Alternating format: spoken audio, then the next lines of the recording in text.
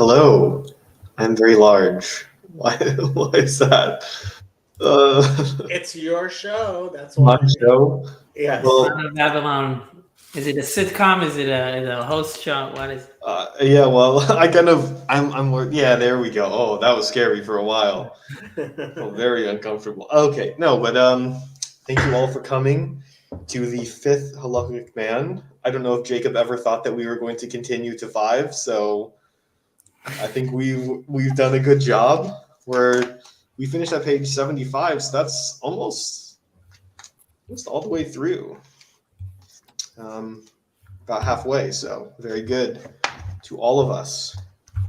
Again, thank you to Yosef for coming on and assisting us, and of course, welcome back to the Jacob Federaci for coming on and hosting us. How were your 2 weeks? They Everyone. were very nice. Thank you. What about you, Ben and Sandy? How were your 2 weeks? Good, good. All right, any dying questions? Yeah, there's Sandy's face always says she has dying questions. Why was this one harder to read than the last one? Really? For me. That's you said, do I have any questions? That was my question. Why was it harder? What do you think made it harder? Why did you feel like it was harder? Getting stalled. I had the first few pages. I'd go, I'm not quite getting into it. I'd go back and start over. I'd go a couple of pages, either that. And then eventually, I got going and went through. But I don't know why.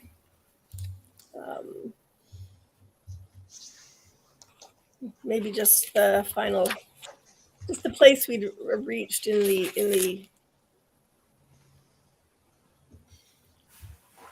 more words I don't know. An awful lot of talk about norms and normative things, and opposed to other sort of topics, and so it slowed my brain down somewhat thinking about it.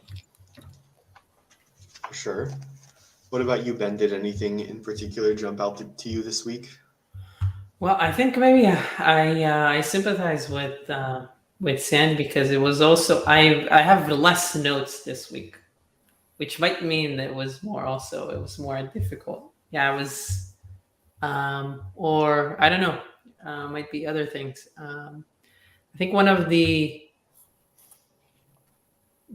things that was interesting that I was thinking about was the conversation when he was talking about the subjective and objective, and how the religious man is more subjective and the cognitive man is more subjective. And I was really trying to figure out, again, trying to think about it in like my day-to-day life kind of like examples of like people that I know that I would think are either more cognitive or more subjective. And I was trying to understand, I think I wrote to myself of like how to separate the men of halacha from like other people that might seem religious, from other people that are just governed by their intuition, I guess, right? Because I feel like there is something there that is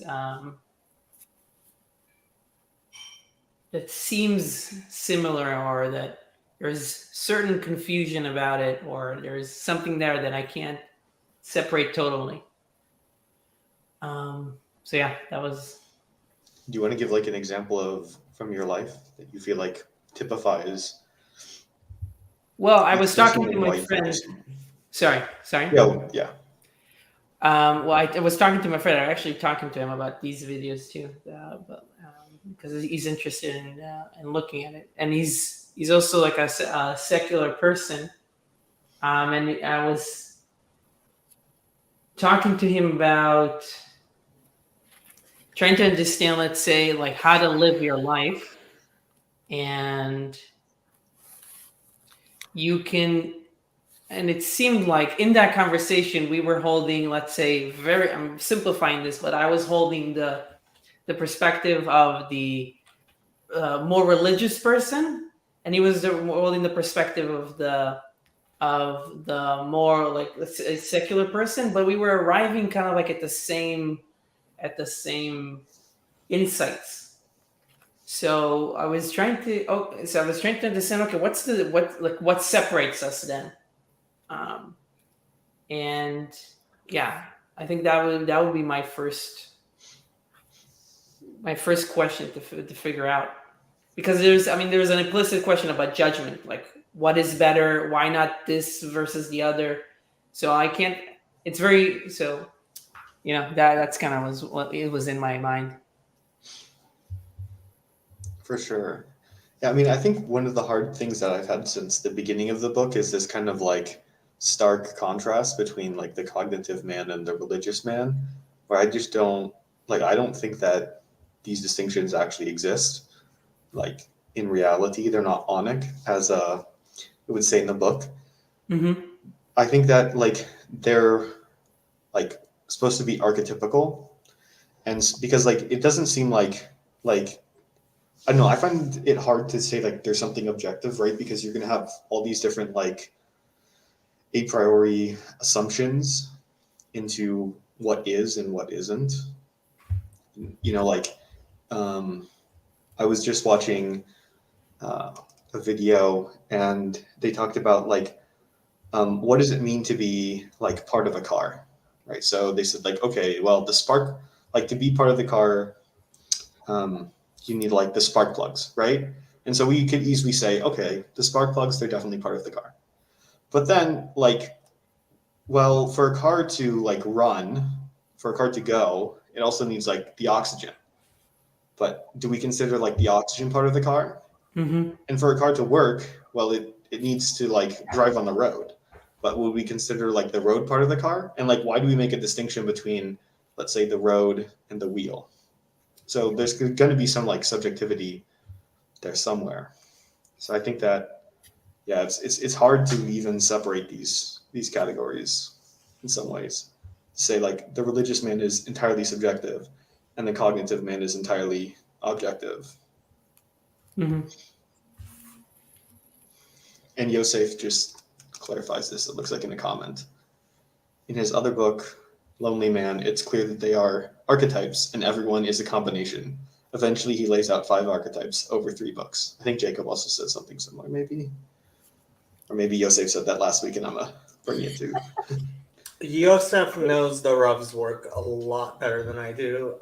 I skimmed through the Lonely Man of Faith, and I don't even know what the 3rd book he's talking about is.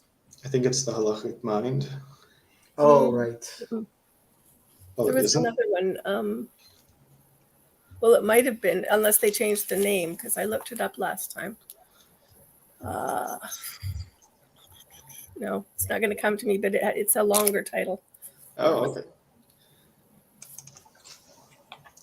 Yeah, so I just think that they're supposed to be archetypes. Yeah, no, I think I get that, and it's like, yeah, it's definitely useful to not treat them as binaries. But I think still, it's still. I guess it's a combination of things, but then the question just becomes, okay, what is the right balance between those things? But I mean, specifically in that conversation that I had with my friend, that wasn't the question. The question was just about more about like the subjectivity, and just the fact that we were talking about the same insights or the same conclusions, let's say. It was kind of made like I was kind of like stuck there in terms of like I don't know, stuck. It's not necessarily I had like anything like planned to say, but like I feel like maybe there I have a lesser understanding of how to judge, how to articulate the judgment between why one subjectivity is lesser versus another. I can think about it, like I can understand maybe a little bit, but I can't articulate it well enough. So I think I just was interesting in the book that he was going into that. I don't think you can. I think that's the problem inherent in subjectivity. Well, I mean, I don't know. In terms of the if I think about it from the religious point of view, I don't know if like there is a subject in the world, but there is. I mean, that is something that it maybe is trying to be solved with like the. I mean, there is a fountain or like a root or the source of the subject, which everything is pointing to. So that would be kind of like me trying to think about how. So there's a direction to, like, there is a way to validate your perspective versus mine, or to kind of like think about it experimentally. Of this perspective works better, or this perspective doesn't work as well. What does it mean to work? Right. So, I mean, this is the discussion of like. This reminds me of the discussions that you could have with like more from an evolutionary perspective of like what works and what doesn't work. But then there is the supra-rational, I think, realm in Judaism that I also am very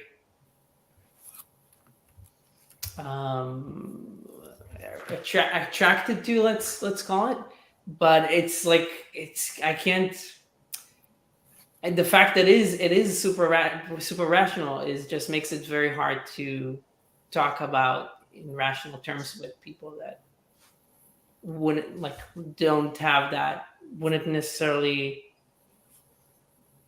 be open to that relationship. Let's call it, because it's kind of like that's the way I think about it. I don't know if I'm making sense, but I don't know.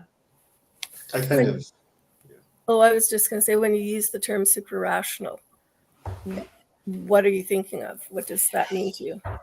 So it means I give you something like from a personal perspective. Like, so I have my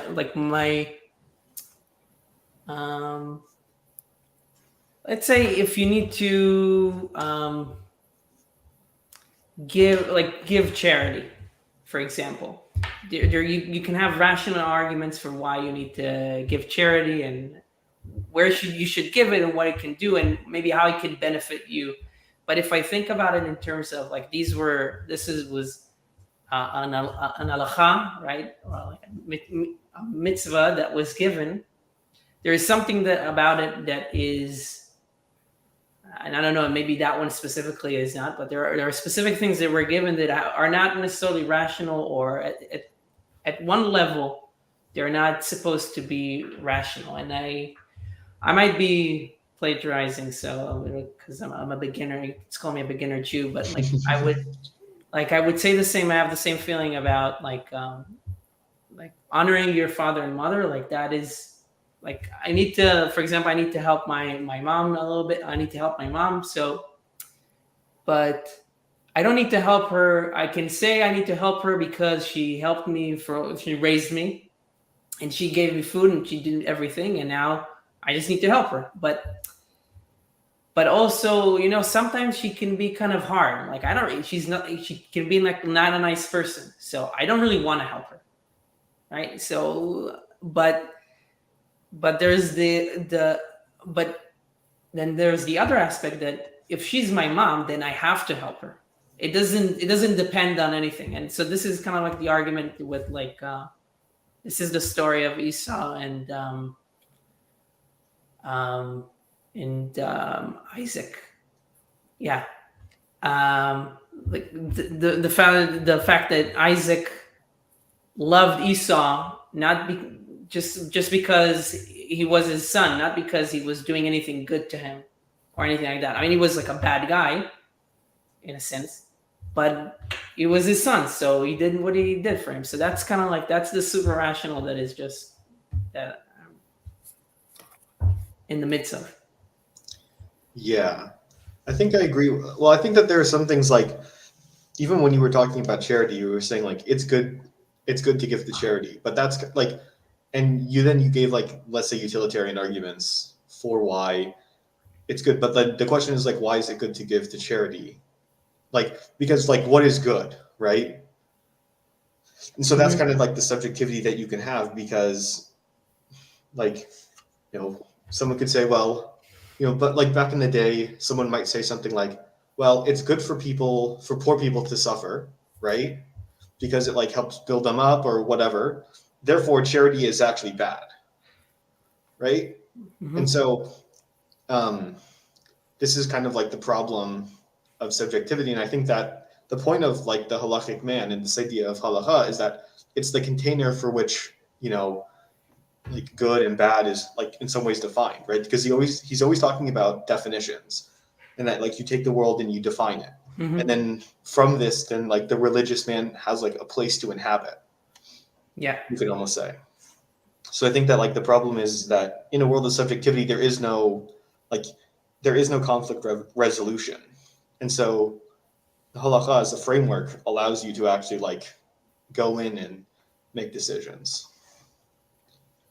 So in a sense, when I'm listening to the pieces that you're sharing,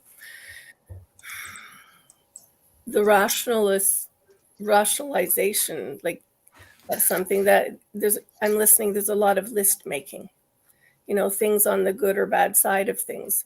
But the problem with it being a subjective exercise is because our only point of view is ourselves.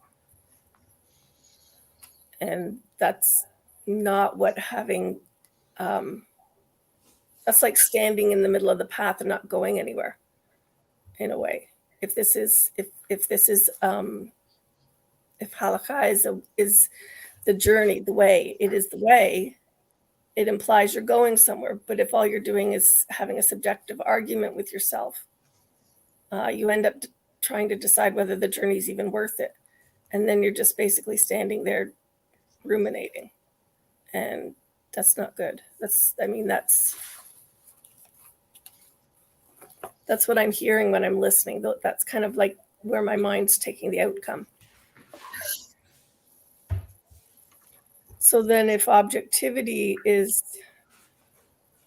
having a perspective outside of ourselves or a perspective of something outside of ourselves, is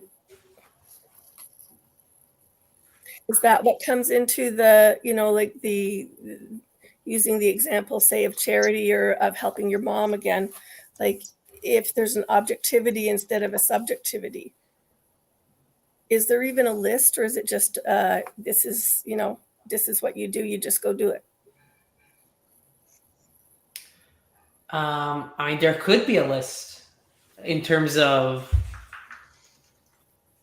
I mean, I guess that's the struggle. Are you asking about like why choose one or the other, or like, I mean, there are good reasons why I should help my mom, let's say, but there could be.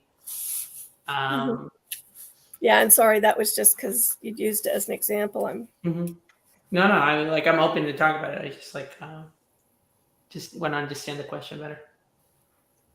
Well, I'm when you mentioned the objectivity and subjectivity, I kind of spent a lot of time hanging out on those couple of pages, and yeah, so I guess I'm trying to get another perspective on it than I had, because I look at words like that and I think to myself, and that may be just my experience, but there's been an awful lot of time where you can use those two words as a way of either affirming or diminishing somebody's actions or choice of actions. Well, that's just your opinion. That's just subjective. Objective is much more valid because obviously it's objective. So I'm trying to think about how we actually approach it. If I get to the page where like even Halakhic Man, it's not a contrast between how the cognitive man approaches things and how the religious man approaches things. Halakhic Man also has that tension at times in this section, and I'm pondering that. Even though he has that, at one point, what did they say? The last year, I don't know where I made that note. That's further on, probably. But yeah, I definitely had more difficulty knowing how to file these things in my head. Like even on page 64 already, when he's looking at sort of, when you were talking about, where was it? Oh, got to go back to the bottom of the page, probably.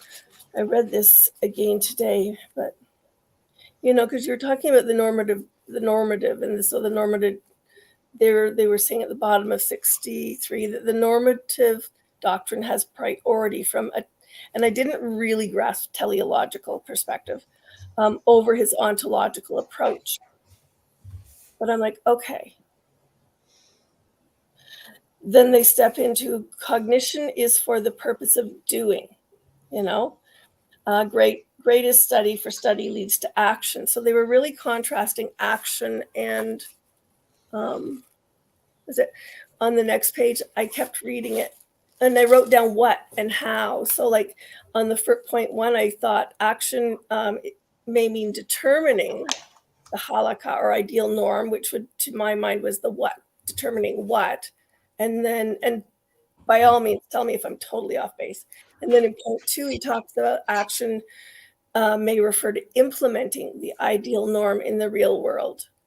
So on the one hand, you have the what of determining what the ideal norm is, and then the action is why I was asking those other questions in terms of making lists, because it comes down to the why in a sense in my head, or the how. I mean, not the why, the how. How am I going? What is good? Like, what is good? Yeah. What is good and what is bad? Well, there's no point in just deciding, oh, that's really good, and then not doing anything with it. I guess that's what I meant by my standing in the path ruminating. If I'm not going to put it into action, what am I doing with it? Yeah. Yeah, this is tough. I mean, I guess in the sense of like, even when I consider, let's say, from a rational perspective, like I said, I can like rationalize why it's good to help my mom. I'm forgetting that I'm assuming what is good and what is bad from a certain perspective. And I like your point, Elijah, about like the fact that that is more, it doesn't seem as precious to me as it should, because it's something that's so momentary in a way. Like 100 years ago or 200 years ago, it could have been something different, even though to me it seems obvious, right? Like, and this is a point that I feel like I need to understand over and over and over, because things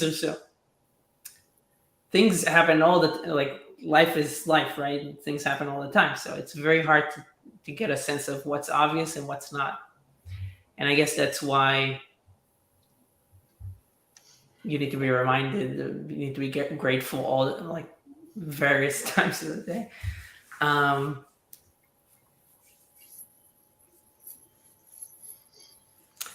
I guess just to what we were just talking about, Sandy, because this actually reminds me of what Jacob and I just spoke about in terms of like actioning, determining the like ideal norm, or action like implementing the norm of like and how study is something that is comes before that, and how like you really need to, I guess, surround yourself with that in order to, and that then it becomes something that is implementable, or you have an idea of, or that is just salient to you, so that you can like, that is just like what world appears. And Halakhic Man talks about it, right? He talks about the sun is like something that means something specific, or the rising sun is something specific to the Halakhic Man versus another person. So yeah.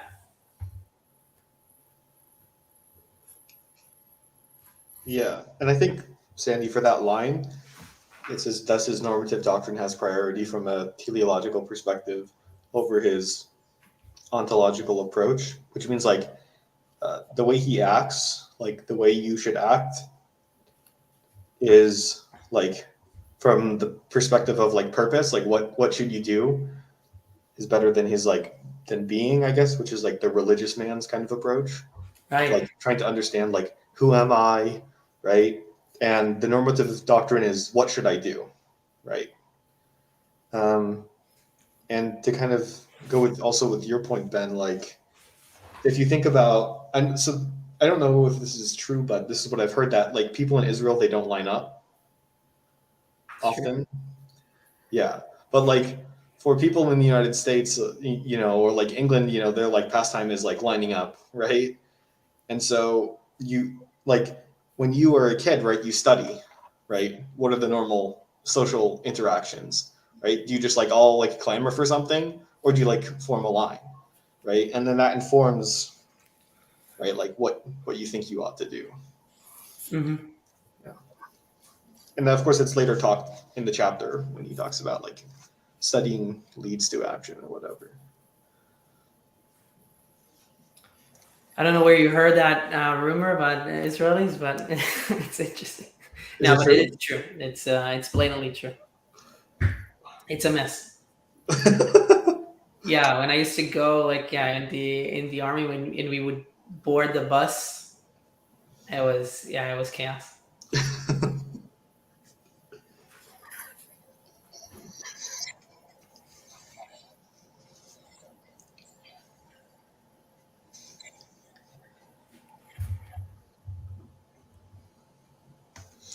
So what did you guys think about on page 65?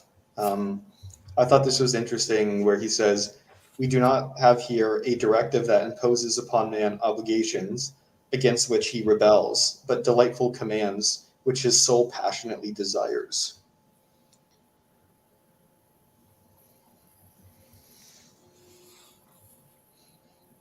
Which he kind of prefaced at the beginning against the Christian.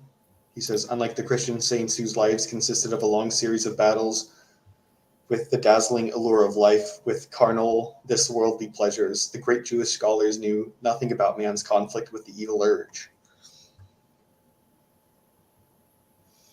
It was kind of strange. No. Where did you find the piece you read? Is that just before or after that? 65, it's like the second sentence from the bottom.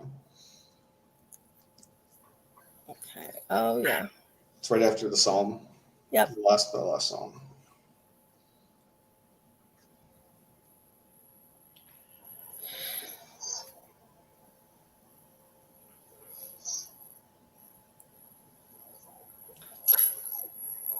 And it's no, go ahead, Sandy. You can go. No, I'm just muttering. That's very interesting. Yeah. Yes. I can see how, I mean, this is very much I guess the Rav, and I can see how he would have a problem with also with like the Hasidic ideas of like the tzimtzum, like which he mentions. The tzimtzum is the breaking of the vessels, and because it seems like he would, there's definitely an emphasis with no sense of like there's nothing. It's purely collaborative, and there is no. The ideal is like not I guess I don't know if he mentioned, if his thought here is that the ideal is not, it's not like there was an ideal and we're away from that. It's like it's part of us to create that ideal. And I guess maybe that is kind of like his issue with, I'd say, what he views as the Christian view, and I think maybe why he's also hesitant about some of the Hasidic ideas. But yeah, that's interesting.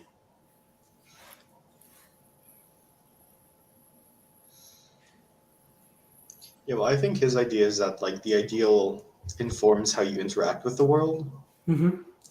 but like I think he also kind of has this idea that the world like inherently is good, where if you have this idea that the world is bad and you need to suffer against it, then yeah, he's like, what do you even, is it that like something in the world would be evil, like just something that is? I don't know. I made a note beside that piece just beyond halfway down where he was contrasting the Christian saints and the Jewish scholars. Just reflecting on some of the I get from time to time descriptions or comments would show up, on in different talks that happen, and also in sort of watching some of the current day church things, and I think how very much there is in Christianity that tension that says, on the one hand, you are freely and completely saved, and on the other hand, you are totally depraved, and here are all the reasons you need to be worrying over this thought for the rest of your life. And then there's the scholars who are sitting, they're not just reading, but my impression when I've listened is it's that kind of reading that you do, yes, when you're alone and you mull over something for a long time, but it's also that place where you interact with others in a dialogue about it, because that in those two movements of reading something to take it in and discussing it, to kind of, it's like kneading the bread where you're activating it, and so I guess I made some notes there because my question is, whichever approach we take, that's what we're activating, so if you find yourself spending a lot of time on, what did he say? So on the one hand, you've got the lives of the saints with this long series of battles with dazzling allure of life and carnal, this worldly pleasures. And I'm thinking, okay, so you've already drawn in your mind an image of, these are the things that exist and I must fight against them, rather than, or when I get down, was it there or was it? Because it struck me, because they said the great Jewish scholars know nothing about man's conflict with the evil urge. And I'm thinking, that is a really interesting claim to make, because every person struggles with something. So if he's saying that, and it's very clearly stated, he is saying that clearly for a reason. There is a point being made there, and but he comes down to, I will delight myself in thy commandments, which I have loved. This is my comfort in my affliction. So he's not saying there isn't an affliction or something, he's saying that that thy word hath quickened me. And I love old words because they make you think, that when I use the analogy of kneading bread, that activation of something inside us, it isn't the days that I had absolutely nothing to worry about, that something I've been thinking about necessarily digs down deep and, starts putting the roots down in for something to grow. It's usually when I've been, I've come across something that makes me take what I've, been thinking about or talking to God about or whatever, and suddenly there's a, oh, and you can kind of feel it dig in deep. He's saying that about the Jewish scholars, that this is how they spend their time.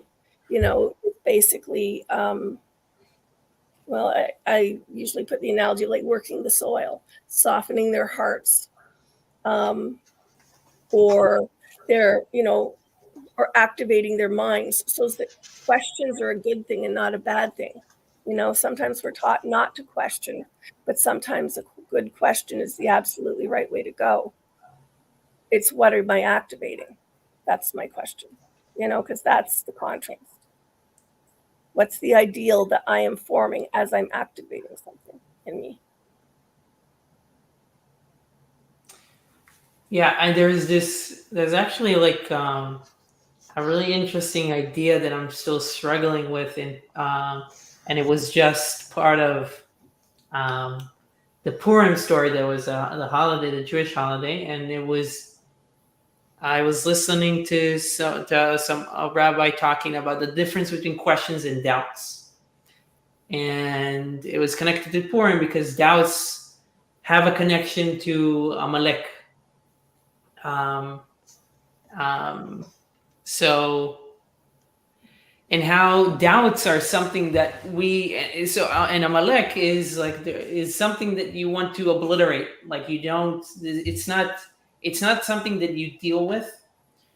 But in another sense, questioning is something that you're supposed to always have. I mean, if you think so, the character that will be pointed to there would be Moses, and how all the questioning and all the conversation that he had with God. So what was that about? Was that doubting, or was that question? So I was really trying to understand what is the difference between doubts and questions. And I think what I understood was something about questions are pointing towards action of like, or like you're trying to figure out how to do something, as opposed to doubts, which are aimed at just, I think, ruminating. It, you kind of discussed that, Sandy, ruminating or trying to remove the surface that you are standing on, you or somebody else.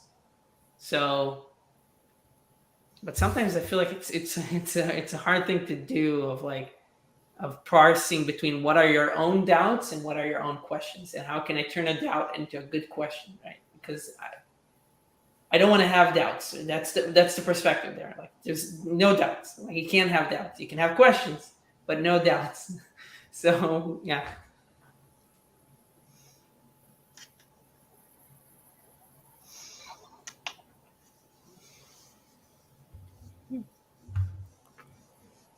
Jacob, do you have any insight on that?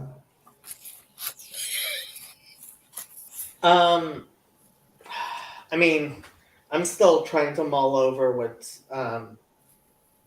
Sandy quoted and what the context must have been, because so there's the idea of, and obviously the Rav is reacting to Tanya talking about the various classes. Like there are the Jewish saints, and the Jewish saints don't have and this is what Tanya explains.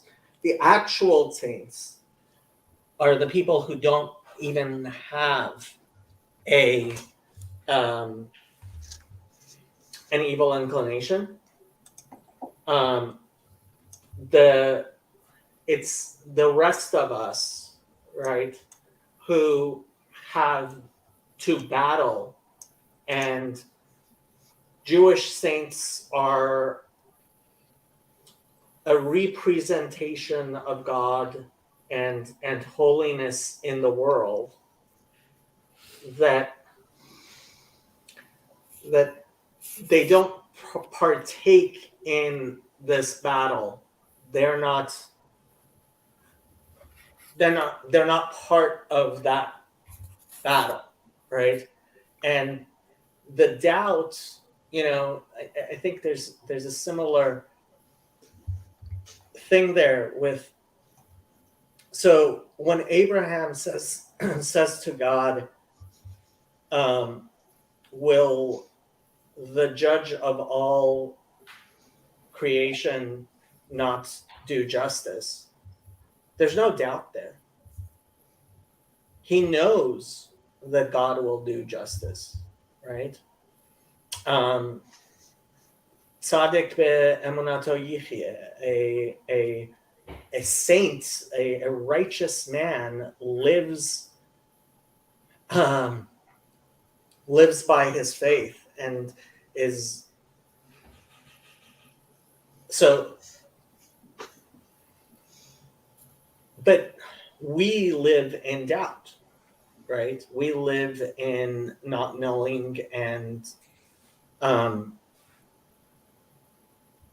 our job is to try to emulate these representations of God, right? And we see that they ask questions, yet they don't doubt. So I'm reminded of a famous story Elie Wiesel tells of the Holocaust. Whether this was an actual story or not doesn't really matter, but in the concentration camp, supposedly this guy comes up to some rabbis and he says, I want to convene a court because I have claims against God. And so they convene a rabbinic court and they sit in judgment on God. And the guy brings all of his claims against God. And the rabbis find God guilty. And they adjourn and they go say the afternoon prayers.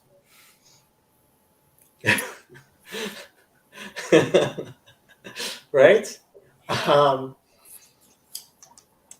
That's questions, right? When Rabbi Wagner, my rabbi, came on my channel, I asked him a lot of questions, and he said, you ask a lot of questions, and it's good to ask questions, but we don't always expect answers to our questions. Mm-hmm. Right?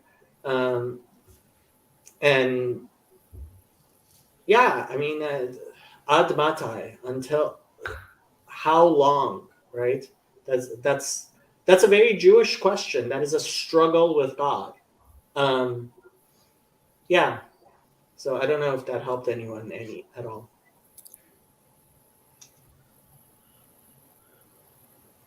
I feel like it already connects also to the beginning of the conversation, to the objective and the subjective, in a sense. I feel like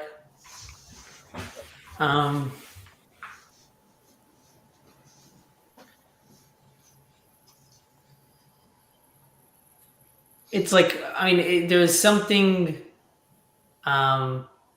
What's the word for not humble? There's something Braggadocious. braggadocious. Great word. Okay, let's use that one. There's something braggadocious about claiming to be objective, or claiming to know, right, what's objective, because you're claiming to know what is all the effects that something can have on the world. But you can't know all the effects that something can have on the world, and because it's too complicated. There's too much there, and also what you can see is not everything there is. So I feel like you can't really expect answers all the time, but you just have to you need to keep asking the questions, but have something framed to to be directed towards, but take action. Because if you're expecting answers, maybe that means that you're ruminating, right? Like Sandy, right? Like that's, if you're expecting something, you're just waiting there for something to happen as opposed to acting on it. So I have another, I don't know if it's an interesting question or just an interesting thought. When I'm looking back at the story that Jacob just told, and I think of the two words subjective and objective.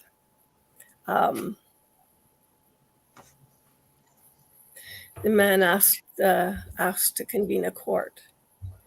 He came with all of his, I forget what the word was in the story, but he came and he listed off all of the issues that he had with God. In a sense, when I'm listening to that and I'm just the way it hit me, it's in a way, that's the subjective piece. That's what God allows us to do, is bring those parts of ourselves. And I'm not really changing what I'm saying about ruminating, because he wasn't ruminating. He asks for a specific request for an action, but he didn't really demand an outcome. He didn't say he needed to be not retribution. What's the other word when you receive back for, like, if you've crashed my car, you're going to replace it, kind of thing, or whatever. No, he didn't ask for that. And then the beautiful part is they've listened, they've come, they've discussed, they gather, and they say, God is guilty. All of these things that you have said, yes, God is guilty. And they all just go on with the daily prayer. There's no, that's the sum total of it. And something about me says that's the objective piece. That's the piece where we are allowed to come and bring all of, like me, if I look back at some of this stuff, like all the times I would go through questions and struggles with my son. Why this, what that, how can I, whatever. Anything that comes up in life, we're allowed to do that. And then at the same time, we're like that court that gathered and we say, okay, and now, you go on with your prayers. And I'm like, that is so beautiful.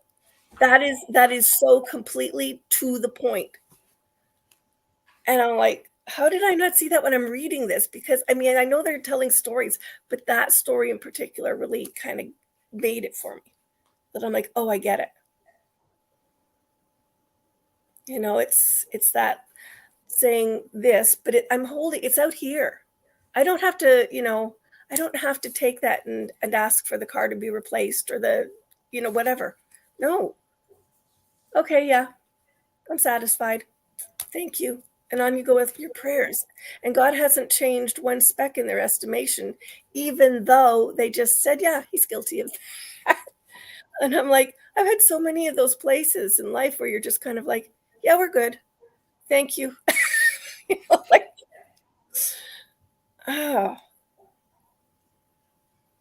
It sounds so strange. I love those places. You don't really want to ask to have troubles piled on yourself so you can have questions to ask, but I love those places.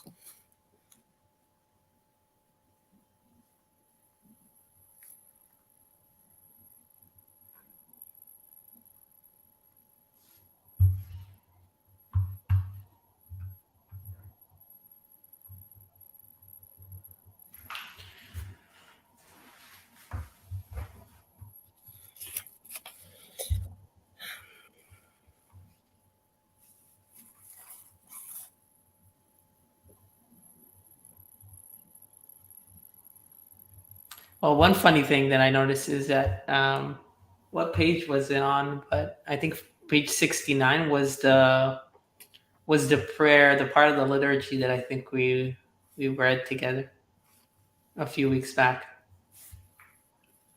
So it was good to see it there. But in what relation was that? Let me see. At the top? At 69.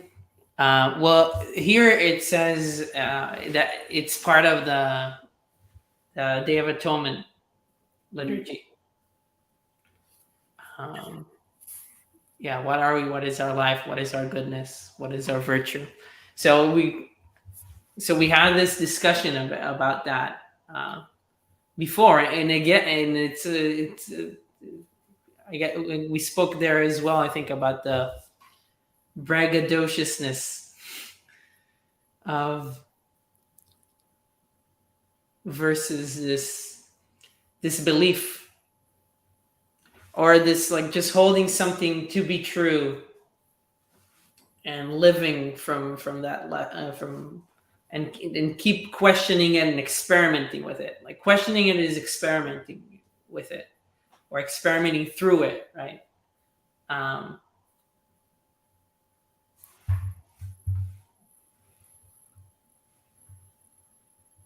It's really interesting how this insight about like action versus just ruminating seems like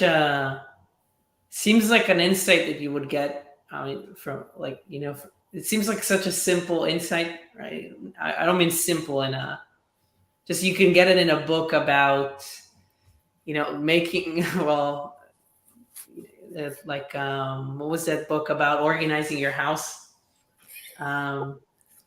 It's like just act, but it's and now about a Halakhic man like this great philosophy of the Jewish idea is you need to act, or just the religious idea you need to act, not just ruminate. And it's true on the highest level, and it's true on the lowest level.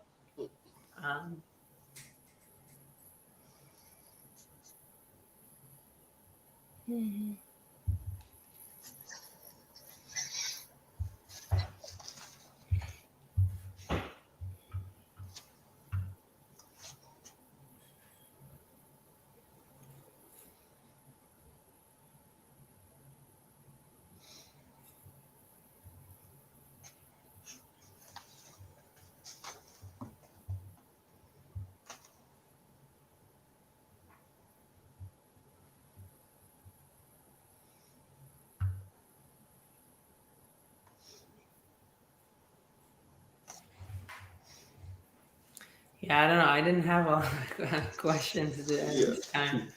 So what do you guys think about the last story? It said when the Gaon of Vilna's brother died, and the Gaon learned of it on the Sabbath, when mourning is forbidden, he did not display any emotion or signs of grief. After the Sabbath, when he concluded the Havdalah, he burst into tears. And then it has also the story of Rabbi Elijah. What page is that? That's on 77. 77.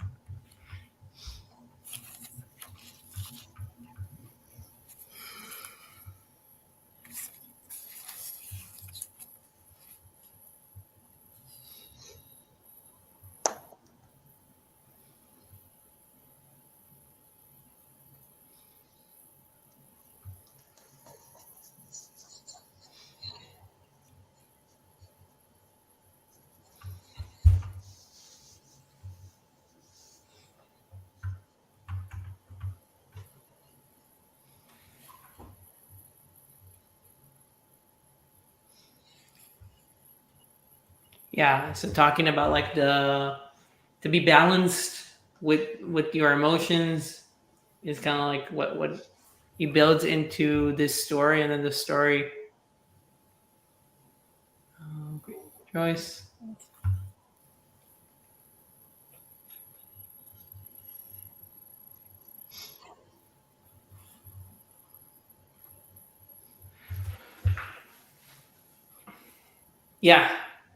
I mean, I guess the question is like, why? Like, if we think about the Gaon's brother dying on the south, why, when mourning is forbidden? Okay, I guess that's the why.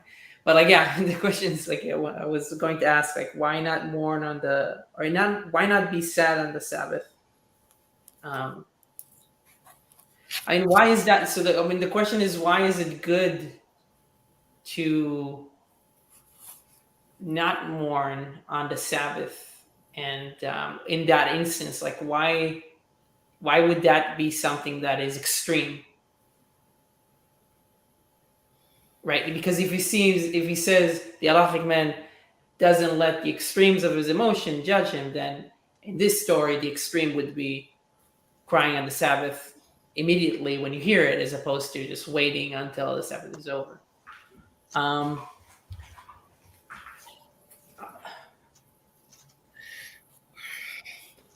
mean, I think he's illustrating this idea of somebody who is completely controlled by what is the halacha, right? So Sabbath is an island in time. Yeah. And it's out of place. And as soon as he says Havdalah, right? And I mean, this actually kind of reminds me of what he talks about in note 4, which I made Sandy read yesterday, about the end of the Sabbath and the beginning of the work week, right? Mm-hmm. I mean, yeah. There's a contrast between those two stories, because in the one, the emphasis is on that pause you're describing, where the Sabbath is in essence almost outside of time, because it's not part of the work portion of the week, the active portion of the week. It's the time for rest, and with the daughter, he very specifically asks how long. He's asking about specific time, and then he goes and prepares for that time. What's the story with the daughter? Oh, right. So it said. So he goes straight from what Ben just mentioned, where he is informed of his brother's death. He doesn't display emotions or signs of grief. And then it says, after the Sabbath, when he concluded the Havdalah, he burst into tears. The beloved daughter of Rabbi Elijah Ruzna Feinstein took sick about a month before she was to be married, and after a few days was rapidly sinking. Rabbi Elijah's son entered into the room where Rabbi Elijah, wrapped in talit and tefillin, was praying with the congregation to tell them that his daughter was in her death throes. Rabbi Elijah went into his daughter's room and asked the doctor how much longer it would be until the end. When he received the doctor's reply, Rabbi Elijah returned to his room, removed his rabbi's tefillin, and quickly put on the tefillin prescribed by Rabbeinu Tam, for immediately upon his daughter's death, he would be an onan, a mourner whose dead relative had not yet been buried, and as such would be the subject to the law that an onan is exempt from all the commandments. So on the one hand, he's giving this story about the relative. Somebody comes to inform him that his brother has died. It has already taken place, but he's in the middle of the Sabbath. And in this one, it doesn't say if he's in the Sabbath or not. It just tefillin. You would not wear tefillin on the Sabbath. No. Yeah. So, I mean, again, so he's. I'm trying to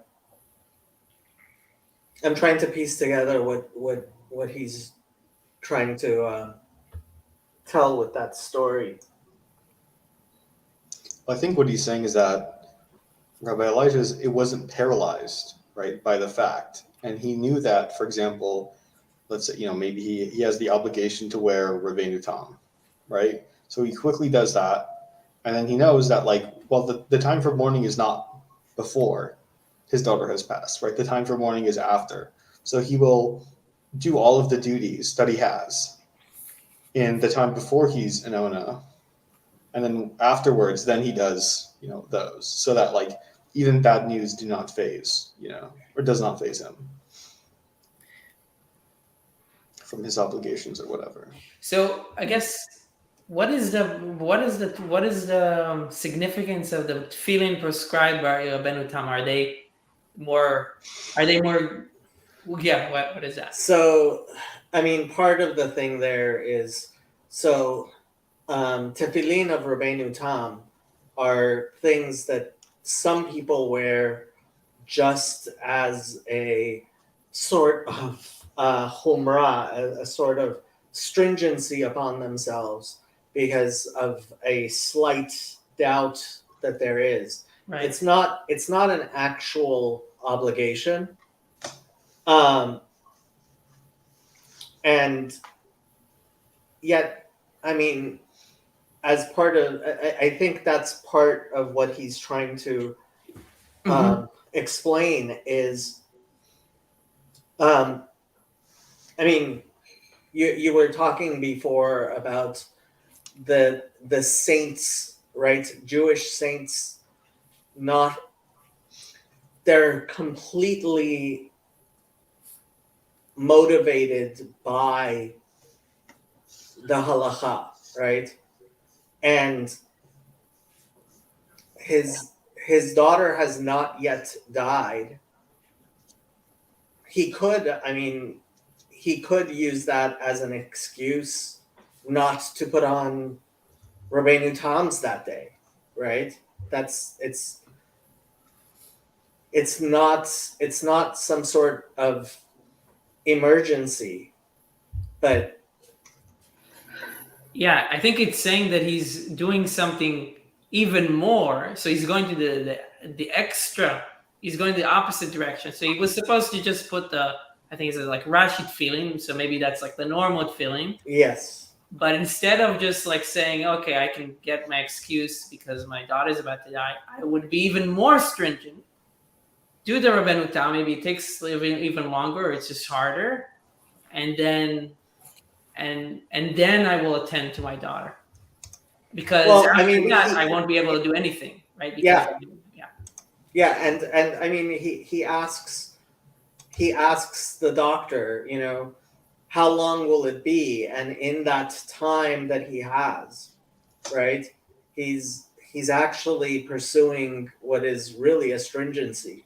Yeah. Right. It's an interesting book. The part of the thing is, like, you see a very different flavor from the Hasidic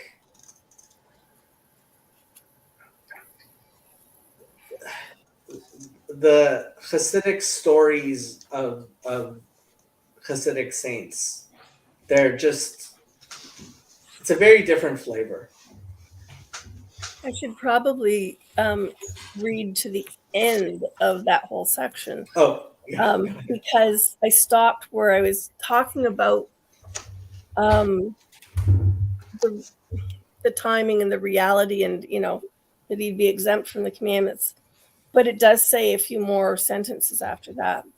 It says, after he removed his second pair of tefillin, wrapped them up, and put them away, he entered his dying daughter's room in order to be present in the moment his most beloved daughter of all would return her soul back to its maker.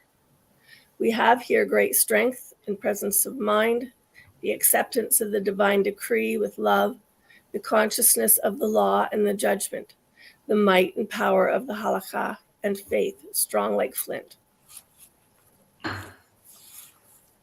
Which I think you were speaking to already, but... Yeah, I feel like I understand what he's going through. I guess I can see. I mean, I can think about and being like a devil's advocate of like, I don't know. I guess I'll just say it from my perspective, but I don't know that I feel like this is that this seems, let's say, right to me, right? Like it seems nice or it seems loving or so. And I guess maybe that was what Jacob was pointing to.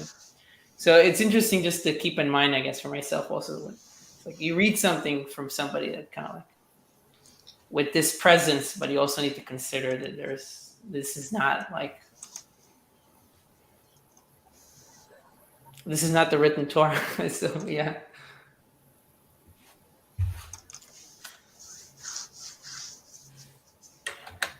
Yeah, I wonder what Yosef would be saying here, because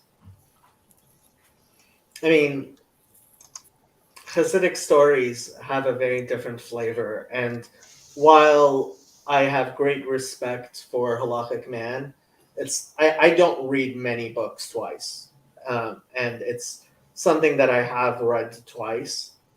At the same time, I kind of his arguments from the what's called the Lithuanian Litvak view are things I can see, yet they don't resonate with me the same as Hasidic stories. And their flavor is very different. I mean, ultimately, they're both coming from a very Jewish place, right? I'm reminded of a story that so the Alter Rebbe, the first rabbi of Chabad who wrote Tanya, he reportedly in the middle of Yom Kippur, he put his talit down and went to the edge of the town and found this pregnant Gentile woman, and he went and chopped wood. This is on Yom Kippur. Went and chopped wood to make a fire for her because she was about to give birth.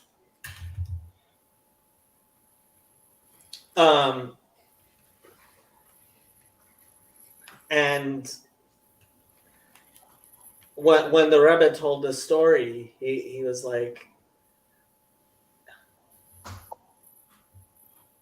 he said, you can sometimes think, okay, so if somebody needs to go chop wood for this woman, so the Alter Rebbe could have sent one of his students, right? Could have sent anybody, could have sent right?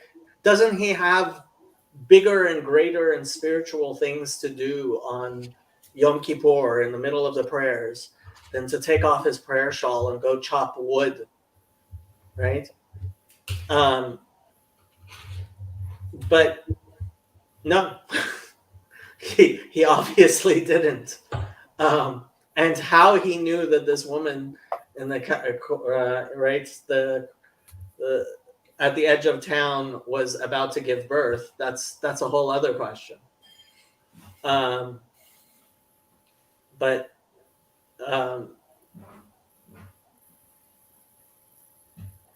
that's the story I was hoping you would tell. You knew the story? Yeah. Okay. It's I think I posted the story on my Discord once, the Rebbe telling the story.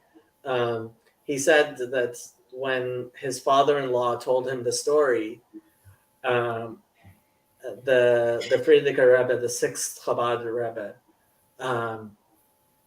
told him, the Rebbe, the seventh Rebbe, that he knew that when he told the story, he would tell it with great, that it would actually become a well-known story, and the detail that really hadn't been spoken about before, and the Rebbe wanted to accentuate, was that she wasn't Jewish.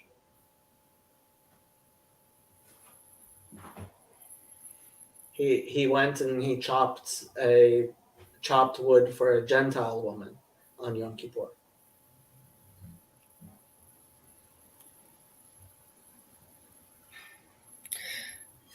I have a dumb question.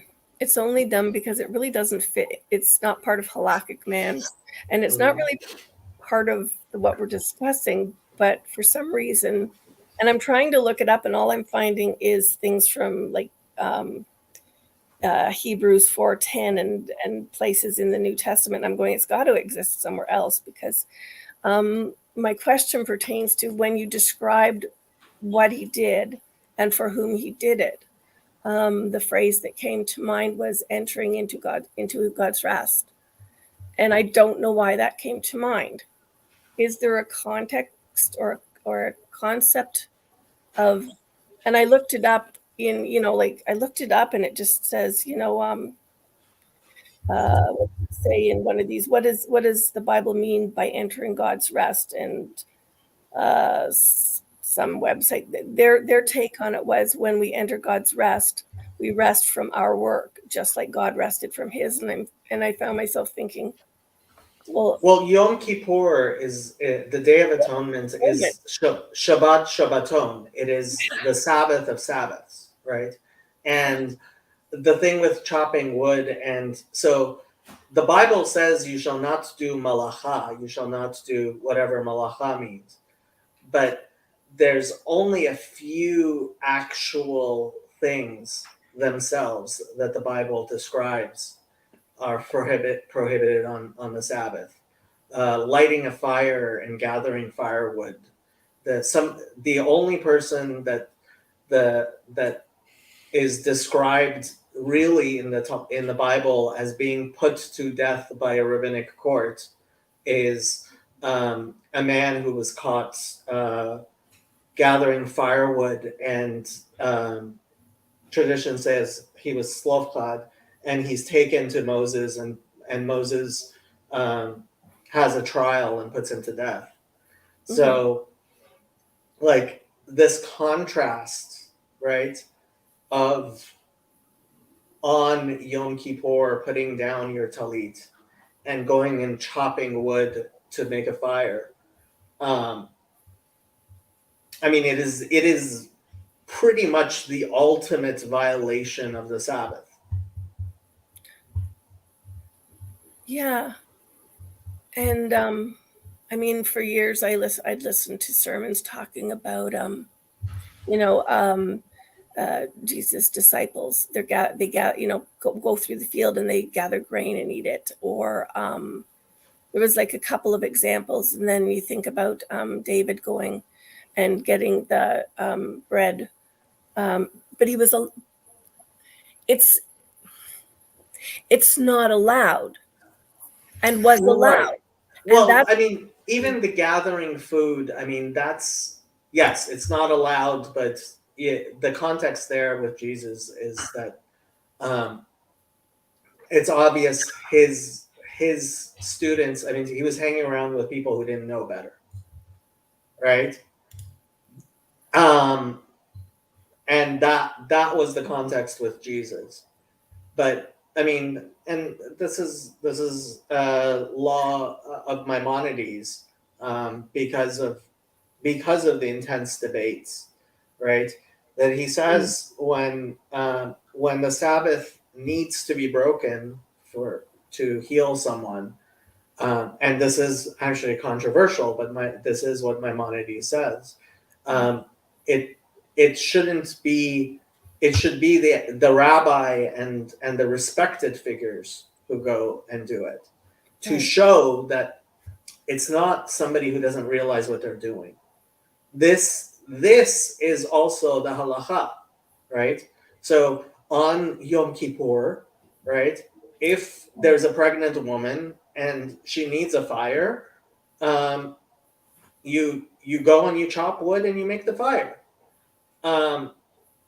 But the point the Rebbe was making was, let's face it, on Yom Kippur, I mean, the Alter Rebbe, he had many Hasidim. He didn't need to go chop wood himself, but he did. And we have a Chezi. We do. You know, Chezi was brought up Brisker, so he was brought up Litvak, so he probably likes these stories more than I do. Yeah.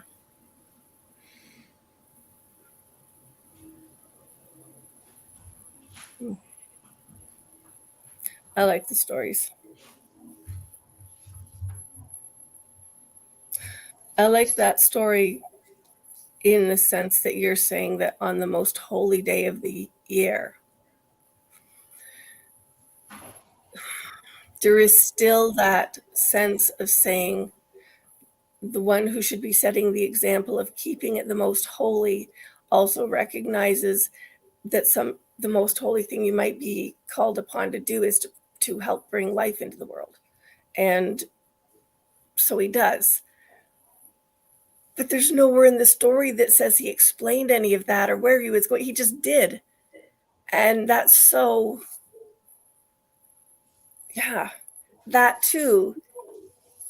That's part of the story is actually that this was a story that was known in the family, but it was not actually something that the Hasidim necessarily knew about until the Rebbe.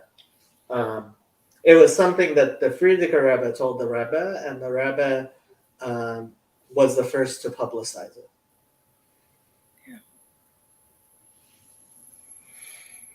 Yeah, I mean that's part of the interesting thing is like the story includes the idea that he just left the synagogue and people didn't know like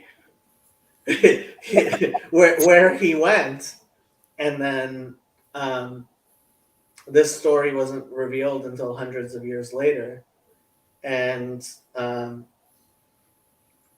the Rebbe felt that it was important.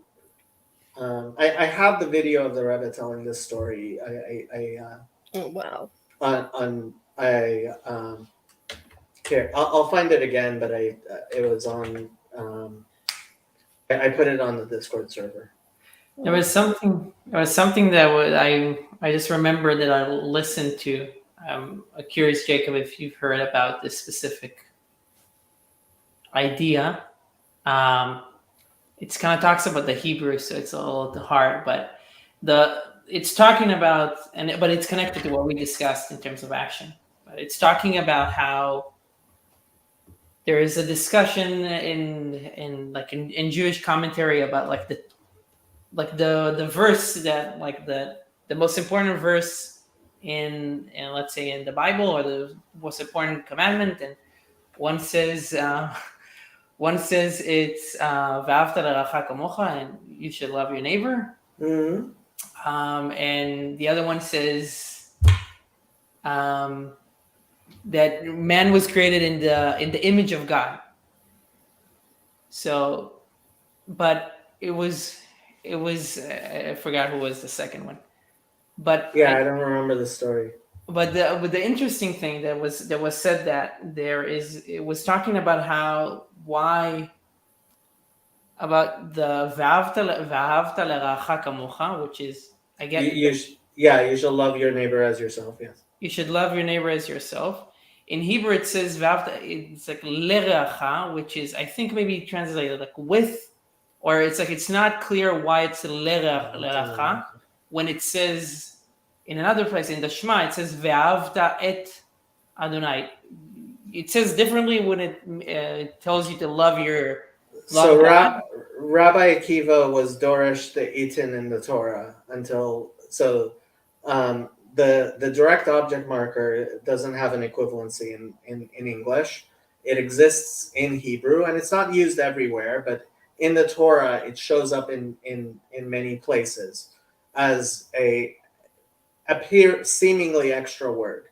And especially, so it says that Rabbi Akiva was explaining each et in the Torah to l'rabot, to include something more, until he came to v'ahavta l'recha kamocha. V'ahavta et Hashem Elokecha, until he came to and you shall love, including the et Hashem Elokecha. And that's when he stopped until somebody explained to him that includes the Talmid Chacham, that includes the sage, and then he was able to continue because he thought he had made a mistake, but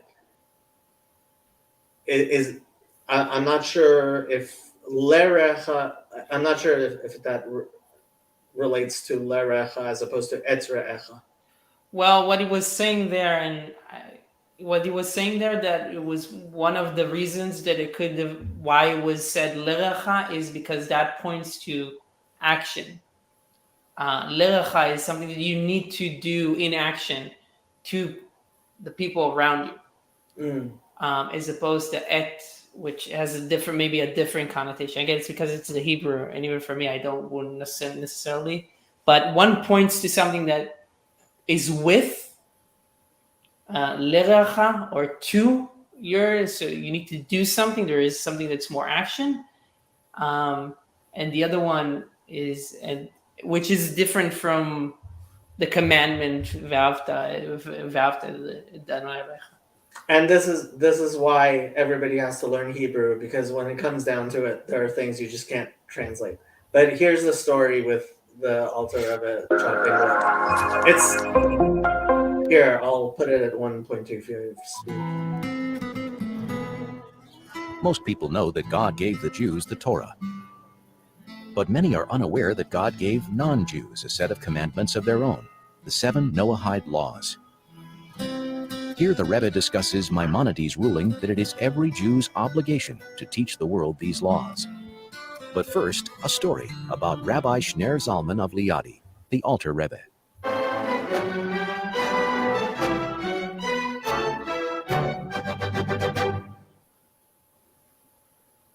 Sie werden einmal am meisten wie Schabbos oder noch im Kiefer. Gehen durch ein Schoi Schönes. Wo sie gewähren in Mieten Daunen und er ist getan, den Talis nach weggegangen bis 10 Jahre, wo dort die gewähren nach Yildiz, wo es Kolb näher bei ist, seien nach weggegangen in Daunen in die Schule, sie geblieben einer allein, und der fehlt, als sie damit dafür helfen. Ist allein gegangen, er ist getan, den Talis allein gegangen, er getan, Kol in Jonim, was mehr nicht wie Kuch Nefesh, das macht ihm, gedeiß helfen der Yildiz. Dass ich das der Herz von dem schwer mäßig werden. Als ich gewähne eine Zeit, wo ich sie vielleicht das mit erzählen. Dass ich gewusst habe, ich habe gesagt, nicht einhalten sein, oder Frieden, oder später will ich machen davon einen ganzen Drast. Dachte ich immer mal, das zählt, aber auch Kolponim, ist nie gewähnt in Drast, bis ich das bezähle, das ist mit der Drast. Wo ich lechene gewähne, der alte Rebbe gegangen nach der Schule, erfüllen mit Menschen. Ich sage, die Gmorre sagt, du misst wir begonnen. Aber hat die Kinder, der alte Rebbe, wo sein Davon im Bichlal, weiß man doch, was Avedes hat viele, und im alten Rebbe gewähnt. Allahs kam, Avedes hat viele, bei Yom Kippuri.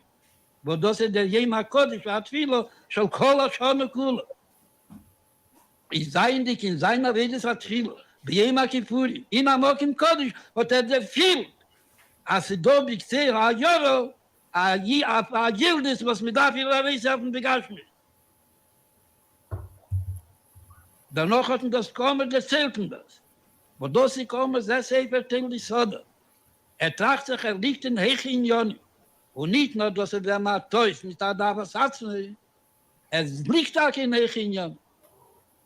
Aber nicht scheiches, tracht nach der Heche. Und im alten Reben, in der Wedes hat viele, wie Yom Kippuri in der Besaknes.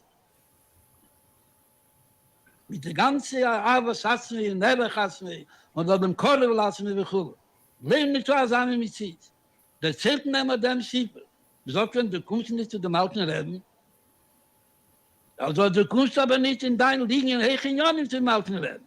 Weil der Mondmann, der sie gekommen zu dir, der sieht wohl, sehr safe, erzählt die Sodom, sagt aber schämt, dass bei Goche Brot ist. Die du sollst ablernen, war Modei, wenn man so weh, was du darfst erschien. Weil der ist so homerlich, sagt dem Herr sich einer hier, wie der größere Land, der größere Tür, und gar nicht schach ist zu sagen, weil damals Meile, geteilt von dem alten Leben, wie das Mimor, Aber Afal Piquet soll zu wissen sein, als da Goyim in Welt, wo sie wissen noch nicht, im Gegel Haini von Sheva Mitzvah Jahr, darfst du tun, es hat Tolli Bo, a der Goy, sein die Kagoy, ist nicht mehr Chiv, sag mir geil, mit was haben Chiv in Teil. A Goy darf sich nicht mehr geil sein. Adrabe, will sich mehr geil sein, darf man geropren. Was mit darf aber Joton, mit darf sehen, soll mit keinem sein Sheva Mitzvah hebt auf Gewalt. Was ist er? Und weiß, was für Menschen. Sagt Taschrin, sagt Tilim, lernt Chsides, und lernt Niglo, Mephisiades, mit Zamayonis Luther. Mit Hamol kommt er mit einem Walbel, Herzachai, es ist da ein Goy-Welt. Will gar nicht wissen, was ist da Goy. Und da hebt und sagen, das, was der Rambam hat gesagt, nicht er meint mir, nicht den Tag meint mir, nicht den Jahr meint mir, nicht den Mord meint mir, nicht den Medina meint mir, das wird damals schwierig zu kennen. Lebe schufte nach Schienen. A viele die was das über seine Sache ist, dann Tobe, mal nicht gehasst mit Goy. Sagt mir, lebt aber in der Gas, was dort das redet a Goy.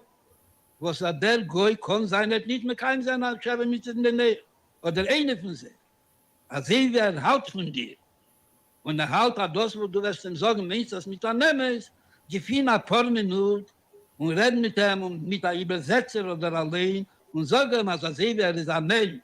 Und beschaffen geworden mit Zellen Elikim aus es Roda. Und der Rebestadt hat gegeben, Schäbe mit in der Nähe, sollen mit keinem Schäbe mit seine Schäbe mit in der Nähe, mit die Sieg. Aber du Gewalde bist, der Wahl wirst du davon zunehmen von deiner. Das war aber ein Mitzwisch als Mann geräumt. Der Goy von den anderen wird er nicht glauben, wie mir selbst das bepasst. Darf geht der Fall, was kommt nicht an zum Goy. Darf geht der Fall, was hat von dem Kimparnasse nicht. Nur hat Parnasse beten nachher auf von Nieden von dem Lebischen Direktor Chulu und ich habe sehr richtig, kommt ihm zu gehen und sagt ihm, voll Pivas, hat mit dem nie gehabt zu tun, hat er immer sehr. Aber sie wird sich der Wust, kann sein, der massig wohl sein, kann sein, der Galvinin, kann sein, der Gaslinin, und sie sagen, mit keinem hat Zivoi von dem Lebischen, also darf ihm aufgeben dafür. Und damit kann ruft dann, und das, was der Zweite wird nicht können rufen. Kommt zu gehen, und der sieht und der Zeh. Du darfst nicht treten, neue Wegen, das sind der Derech. Nur bei jedem Lefinion. Also wie zu Kongressen nicht so, weiß wie nicht, er wird beistehen, und dann gegeben, Kolpon im Dem nicht so. Und dem wird wir sein, weil ich ihm nicht so, la das Chema, Jeschche, Mevi, Mesawai, Keche.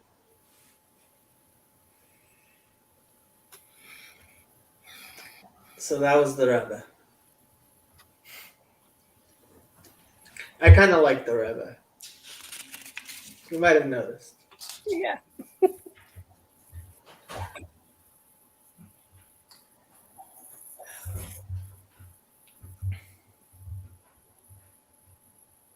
Yeah, he didn't say that it was a non-Jew. I don't know why I thought it was a non-Jewish woman. Oh, because he goes on to talk about Noahides and stuff. But yeah.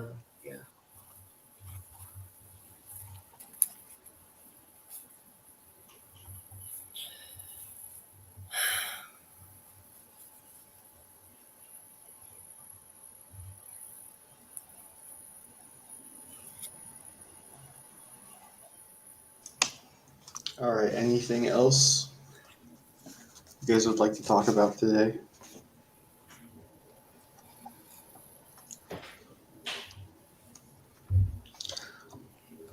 All right, keep your secrets then. Fine, you don't have to share them. All right, so for next week, we'll read page 78, page 95, and that will get us through section 1. And then we'll truly be at the part 2 mark.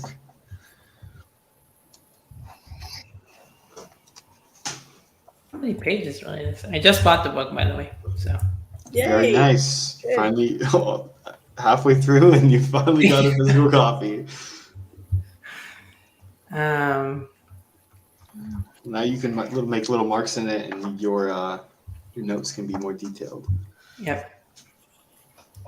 All right. Well, of course, thank you all for coming. Thank you for Jacob for hosting. Thank you for your stories, and we will see each other again on the 30th having read through page 95. It's the 30th Thursday. Okay, cool. All right. I am going to end the broadcast. Thank you. Thank you all for coming. Bye-bye.